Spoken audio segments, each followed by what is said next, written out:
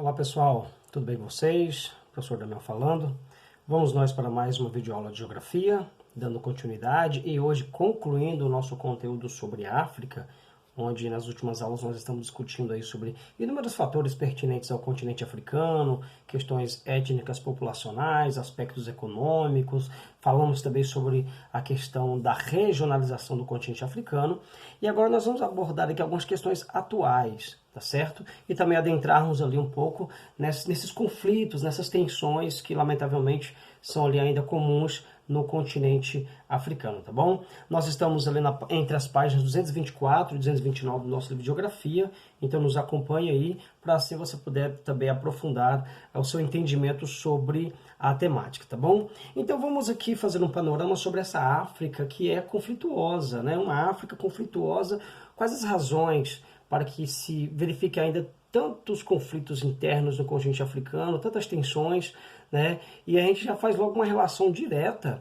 com o processo de independência, aquele processo tumultuado e traumático de independência do continente africano em detrimento do imperialismo dos países, das potências europeias que durante algumas décadas ocuparam, exploraram, dilapidaram o continente africano. E aí nós já discutimos sobre isso. Quando da devolução, por assim dizer, da África aos seus, as potências europeias simplesmente mantiveram as mesmas fronteiras coloniais que outrora foram estabelecidas, e ali já se viu logo de cara os principais problemas. Por exemplo, a situação de rivalidades terem sido mantidas no mesmo território, ou mesmo grupos que eram bem relacionados ficaram em diferentes territórios, ou seja, em diferentes países.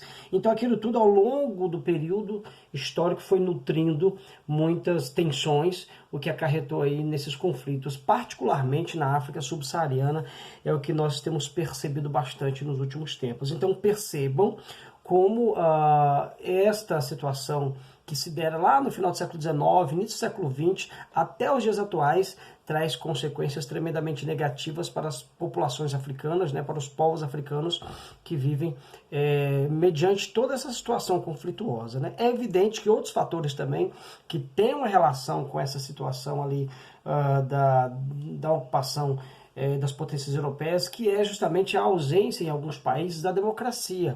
Então, logo esses países eles foram aos poucos ganhando a sua libertação do jugo europeu, quem de fato lideraria aqueles países recém-independentes, recém-libertos, eram aquelas lideranças, eram aquelas pessoas que ali haviam se despontado na luta pela independência. Então, automaticamente, aquelas pessoas mais influentes se tornaram ali as lideranças políticas locais e, infelizmente, em muitos casos perpetuaram-se no poder, constituindo verdadeiras ditaduras.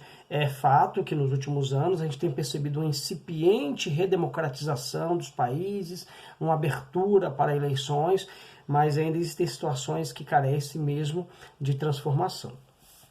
Alguns conflitos também que são muito recorrentes são os étnicos religiosos, que têm uma relação, repito, com todo esse processo que nós falávamos anteriormente.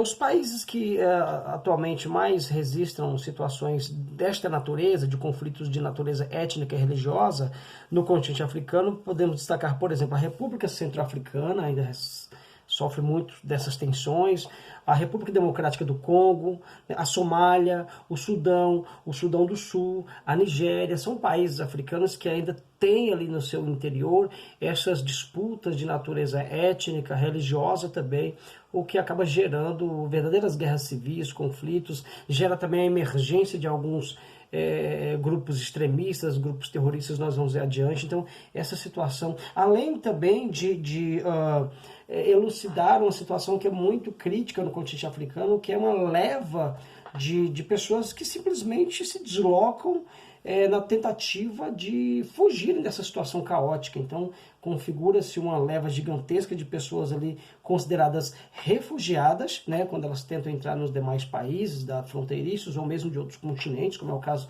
da tentativa de alguns em entrarem no continente europeu, ou aqueles que também são tratados como deslocados internos, são aquelas pessoas que internamente no país tentam se deslocar de uma área para outra, tentando livrarem-se, portanto, dessa situação tão conflituosa. Então, é um quadro bastante lamentável, preocupante, porque além de ceifar ceifar a vida de milhares de pessoas, acaba deteriorando ainda mais a situação econômica e social já bastante fragilizada desses países africanos, ok?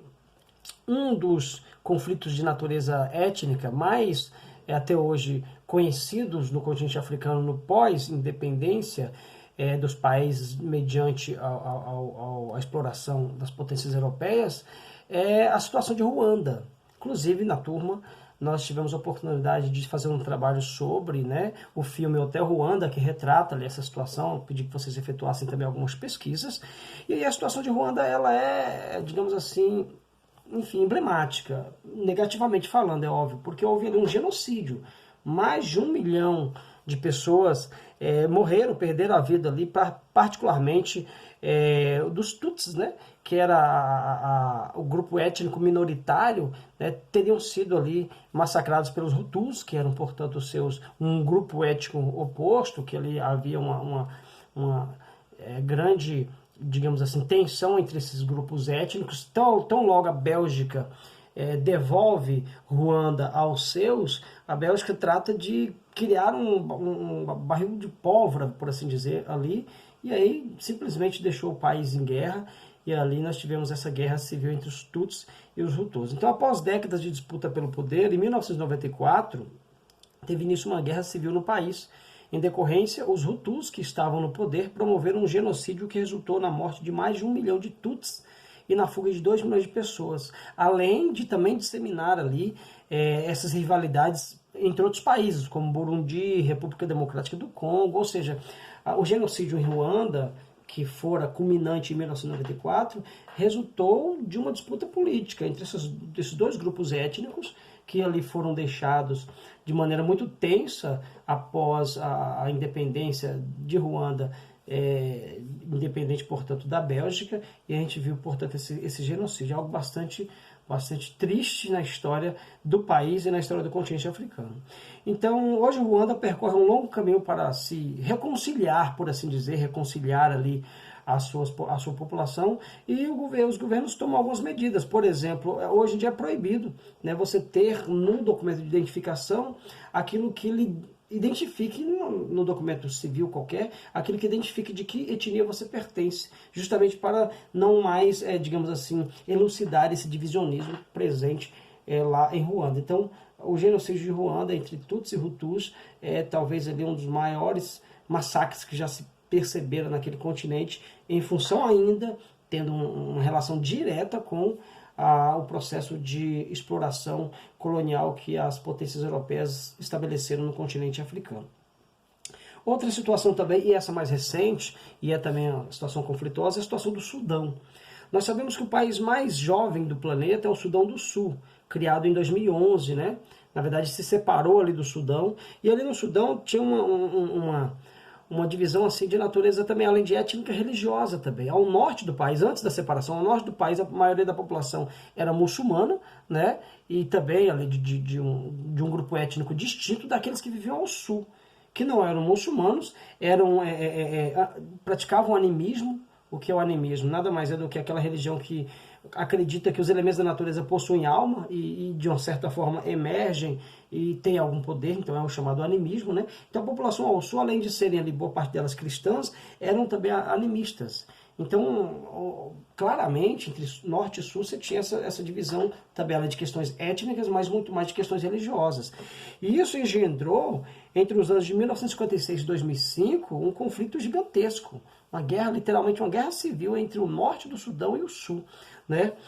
Todo esse conflito ali acabou, enfim, abrindo, digamos assim, um precedente para que o Sudão do Sul conseguisse se declarar um país independente, né? Ou seja, na verdade o país se separou e ficou o Sudão e o Sudão do Sul. Mas ainda assim, o Sudão do Sul, depois do seu estabelecimento como um país, persistiu alguns problemas, né? Ainda a pobreza extrema, né? Que é algo bastante também verificado no Sudão de modo geral, mas no Sudão do Sul ainda mais, né? E ali também em 2013 iniciou-se um conflito entre duas facções do exército, né? Os Dunkas e os Nuers, né? Repare só, o país é recém saído de uma guerra civil, conseguiu a sua separação, mas quando tenta recobrar a situação, normalizar. Tem ali uma guerra civil, tem na verdade uma disputa entre duas facções das próprias Forças Armadas, né? Além disso, também a economia em derrocada acabou, né, piorando ainda mais a situação. Você tem uma guerra civil interna, você tem uma situação econômica paupérrima, e nós já podemos imaginar de que forma vivem os sudaneses do sul, né, por assim dizer, porque eles lamentavelmente ainda passam por esses problemas todos. Isso afetou a colheita, gerou ainda mais a fome crônica. A ONU estima que no Sudão do Sul, mais de 5,5 milhões de pessoas devem ter sido atingidos pela fome crônica. Isso é muita gente, então é bastante preocupante. Isso também gerou um número constante, um número significativo de deslocados ou mesmo de refugiados para os países vizinhos, como por exemplo Quênia, Uganda, Etiópia e o próprio Sudão, tá certo? E aí, como se não bastasse tantas mazelas, como por exemplo essa situação das guerras civis de natureza étnica e religiosa, a fome crônica, a ausência de democracia em alguns países, alguns africanos têm que conviver também com a situação do terrorismo, que é ali um mal gigantesco para o planeta. Claro que tem alguns países que sofrem mais, outros menos a influência de grupos terroristas. A gente vai aqui tentar interpretar um mapa que alega sobre isso, mas só para falar um pouco sobre o terrorismo no continente africano, alguns países particularmente sofrem bastante porque, além dessas disputas internas, os grupos terroristas, mediante a situação de força, do poder bélico, do próprio terrorismo, literalmente falando, eles tentam ali criar um certo estado, impor alguma coisa e utilizam-se da violência para tal. De que forma a gente pode conceituar terrorismo? E aí pensar em terrorismo é não somente pensar nos grupos terroristas africanos, mas naqueles que atuam principalmente no Oriente Médio. E o mais, digamos assim, lamentavelmente conhecidos hoje em dia é o Estado Islâmico, que toca o terror ali no Oriente Médio, também na Europa, mas outros tantos grupos terroristas oriundos ali do Oriente Médio também existem, né? A gente se lembra bem ali dos ataques às Torres Gêmeas em 2001 nos Estados Unidos, onde a Al-Qaeda assumiu a autoria dos atentados, e outros tantos grupos terroristas ao longo das primeiras décadas desse século foram surgindo e aterrorizando o planeta, e no continente africano não é diferente. Então, genericamente falando, podemos conceituar terrorismo como um tipo de ação caracterizado pelo emprego sistemático de métodos violentos para criar situações de medo visando algum objetivo político. Ou seja, um grupo se organiza, estabelece alguns métodos extremamente violentos para aterrorizar mesmo a população, tocar o terror, o medo, e dessa forma conseguir algum objetivo, geralmente político, religioso e assim sucessivamente, né? Então, na atualidade, muitos países que mais sofrem com a atividade terrorista no mundo, alguns estão na África, né? E aqui nós vamos destacar particularmente aqueles que são mais conhecidos e que atuam mais fortemente no continente africano, como por exemplo o Boko Haram, que tem uma atuação muito forte na Nigéria, por exemplo, e o Al-Shabaab, acho que é assim a pronúncia, né? Al-Shabaab, que atua de forma mais contundente também na Somália. Então, os grupos terroristas que atuam neste continente, lá na África, visam principalmente a criação de um Estado Islâmico, ou seja, o objetivo é criar um Estado, todo ele, né, muçulmano, portanto, o Estado Islâmico, baseado no Corão, que é o livro sagrado dos muçulmanos, e também na Sharia, que é as leis do islamismo, ou seja, você pretende criar um Estado completamente muçulmano, Estado Islâmico, e as leis são o Corão e a Sharia. Então, um dos objetivos que esses grupos terroristas impõem é justamente ali a criação desses estados, né? Percebam que tanto a Somália quanto a Nigéria são dois países que têm ali uma prevalência muito grande do islamismo. Não que terrorismo tenha uma relação direta com o islamismo. Não quer dizer que todo grupo terrorista tem que ser necessariamente de maioria islâmica. Mas no caso da África nós temos sim essa relação, e em alguns casos específicos na Ásia também. Mas assim, é um grande erro conceitual nós relacionarmos diretamente islamismo com terrorismo. É claro que no próprio estabelecimento da religião islâmica, alguns grupos são como nós costumamos chamar de extremistas, né? Aí acabam agindo de forma muito mais enérgica, violenta, para poder garantir ali alguma coisa advinda do Corão, como eles, uma interpretação mais radical do Corão. Mas não é uma relação direta entre islamismo e terrorismo. No caso da África, tanto a Nigéria, quanto a Somália, esses grupos terroristas têm ali o objetivo central de criar um Estado Islâmico e estabelecer o Corão e a Sharia como leis assim, impenetráveis. E aí eles tentam fazer isso mediante o uso da força. Mas existe um mapa aqui embaixo, o impacto do terrorismo no mundo, um mapa de 2016, que vai na escala de alto impacto a baixo impacto ou sem nenhum impacto. Só para conceituar o Brasil está aqui na escala de baixo impacto, de fato, e graças a Deus o terrorismo tem um baixíssimo impacto aqui no Brasil, quase nulo até então, tomara que assim persista. Mas alguns países já têm um impacto maior. O próprio Estados Unidos, por exemplo, né, tem um impacto ali de médio para alto, a Rússia, a China, a Índia já tem ali um impacto ainda maior, né? Do lado da China temos o Paquistão e o Cazaquistão, onde esse impacto é elevadíssimo. Outros países que são considerados de impacto muito elevado são alguns países do Oriente Médio, como Irã, Iraque, Afeganistão, a Nigéria, na África, a própria Somália. Então, esse mapa ele mostra um pouco. Aí lá na Europa, curiosa, olha que coisa curiosa, a França tem ali um impacto, né, considerável, né, um país europeu que tem um impacto muito grande com relação aos grupos terroristas. Falando um pouco mais desse conflito na Nigéria, ele não tem muita diferença do que a gente viu no Sudão. A Nigéria tem, por exemplo, norte e sul muito dividido, tanto etnicamente quanto religiosamente. Você tem, portanto, o norte composto por etnias que seguem o islamismo, né, como, por exemplo, os Hausás, uma etnia do norte da Nigéria que segue o islamismo, enquanto a população do sul é predominantemente animista e cristã, como era o caso do Sudão, né? No norte da Nigéria, o Boko Haram atua. Qual é as estratégias do Boko Haram, por exemplo? O objetivo, como já falei, é criar um Estado Islâmico, né? E eles acabam criando situações muito, muito aterrorizantes, que é o sequestro de mulheres, de meninas, de adolescentes, né? Além de bombardeios, entre outras coisas. É uma das formas deles atuarem, principalmente sequestrando mulheres, e ali dezenas ou mesmo centenas de mulheres sequestradas, em muitos casos violentadas. É uma estratégia bastante lamentável, né, e drástica que o Boko Haram estipula. Só uma curiosidade, o nome Boko Haram significa a educação ocidental é um pecado, né? Então perceba como é uma clara divisão, uma clara crítica, um claro embate com relação ao mundo ocidental, ao capitalismo, ao cristianismo, entre outras coisas que são comuns ao mundo ocidental.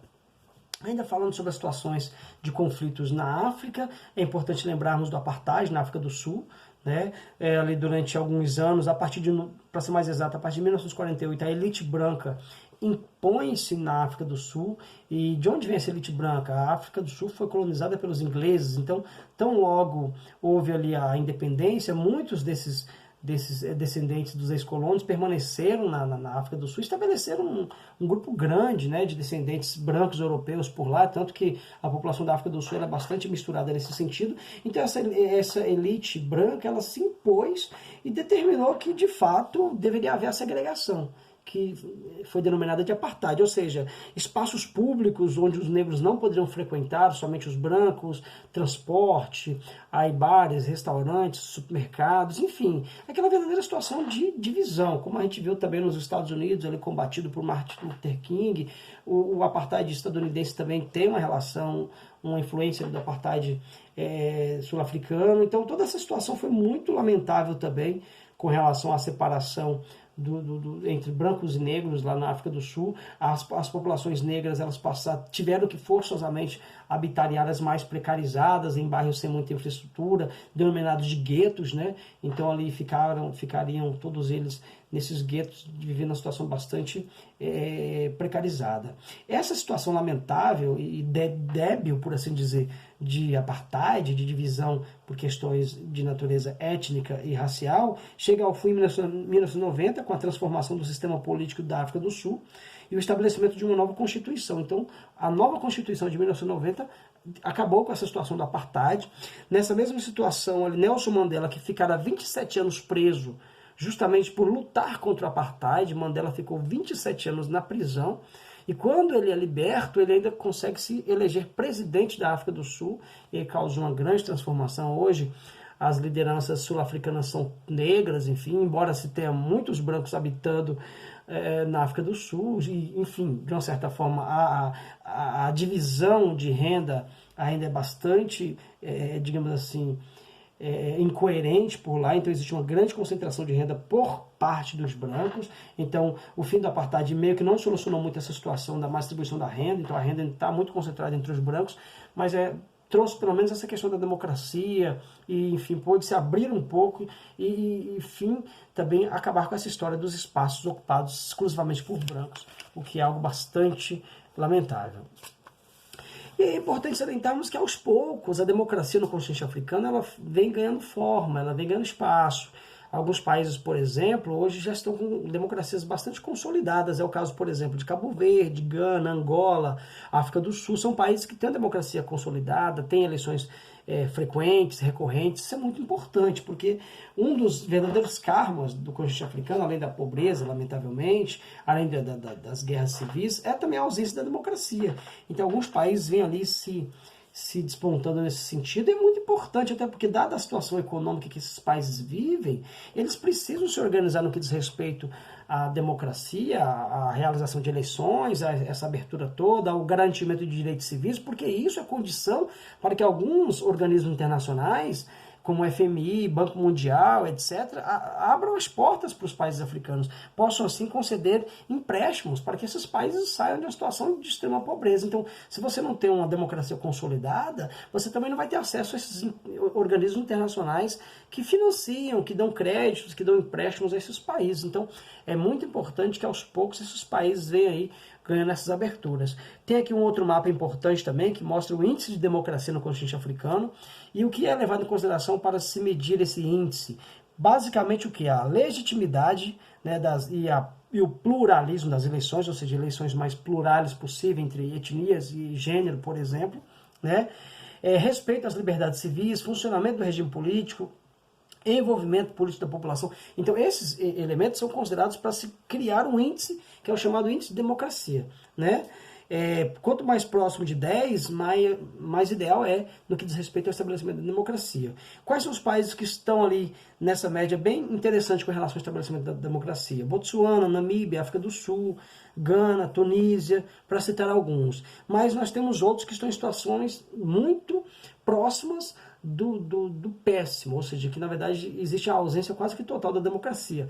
É o caso da Líbia, do Chad, do Sudão, da República Centro-Africana, do Congo, né, ali da Guiné Equatorial, que é uma situação também bastante precarizada no que diz respeito ao estabelecimento da democracia.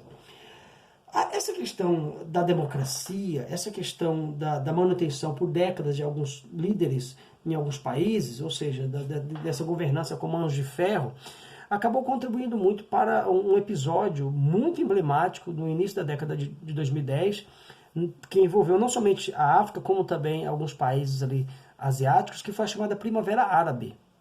A Primavera Árabe foi esse movimento em cadeia que ele teria se desenvolvido em muitos países do Oriente Médio, bem como também alguns países do norte da África, principalmente, com verdadeiros protestos, né, com muito embate por parte da população que lutava por direitos civis, que lutava por democracia. O estopim foi o assassinato, né? Na verdade foi um jovem, um vendedor de frutas da Tunísia, que estaria ali protestando com relação à ausência de democracia no seu país. Ele teria sido assassinado pelas forças policiais tunisianas, e o assassinato desse jovem vendedor de frutas na Tunísia, pelas tantas de 2010, desencadeou uma sucessão ali de protestos, a começar pela Tunísia, que depois ganhou ali vários países africanos, como por exemplo o Egito, né? Mas também alguns países, o Marrocos, mas também alguns países ali do Oriente Médio, como a Líbia. Não, a Líbia é um país africano também, me perdoe, a Líbia foi um dos países que mais teve ali essa discussão toda, mas no Oriente Médio nós tivemos a situação também do Kuwait, tivemos a situação do Iêmen, tivemos a situação da própria Síria, que foi inclusive muito catastrófica. Até hoje existe guerra na Síria, porque aqueles conflitos oriundos na Primavera Árabe lá na Síria, eles se desencadearam e ali o poder de o poder de Bashar al-Assad, Gaddafi é em outro país, o poder de Bashar al-Assad não abriu mão, até hoje Bashar al-Assad é o ditador sírio, e essa manutenção de Bashar al-Assad no poder fez com que surgissem os rebeldes, e ao mesmo tempo o Estado Islâmico se aproveitou da situação, quis também criar um califado, ou seja, a Síria está em guerra até hoje, né? Mas outros países, eles também conseguiram de todo modo alguma coisa com relação ao estabelecimento da democracia e a queda dos ditadores, mas outros países a situação meio que não resolveu e ateou-se mais fogo, né, naquele barril de pólvoras que sempre foi o Oriente Médio e o Norte da África em algumas situações. Então a Primavera Árabe foi uma sequência de manifestações populares que se iniciaram no final de 2010 e derrubaram governos autoritários que se encontravam há décadas no poder em alguns países do norte da África, como Egito, Tunísia, Argélia, Líbia, e no Oriente Médio, Síria, Bahrein, Iêmen, entre outros, né?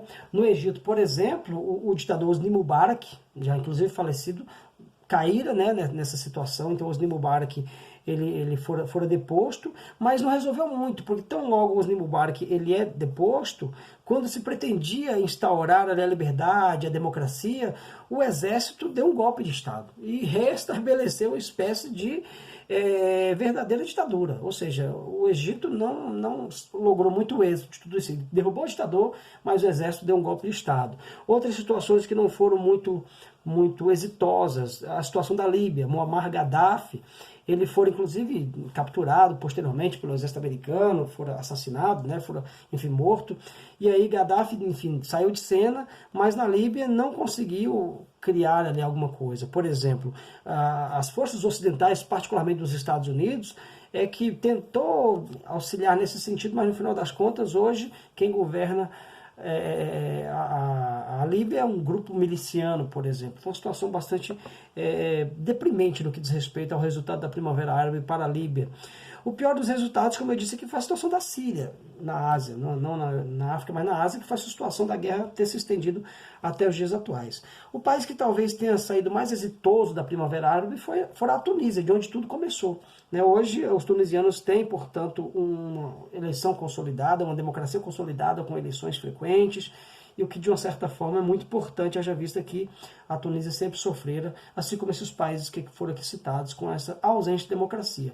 Mas ainda existem alguns países no continente africano cujos líderes políticos são ditadores, são sanguinários até, né? E que a população vive encurralada entre a pobreza e a ausência de democracia, e no meio de tudo isso aí, geralmente guerras civis de natureza étnica e religiosa. Enfim, um panorama muito breve, muito resumido, muito sumário entre a situação dos conflitos internos do continente africano, né, as questões atuais, e que a gente espera ter contribuído um pouquinho para o entendimento de vocês.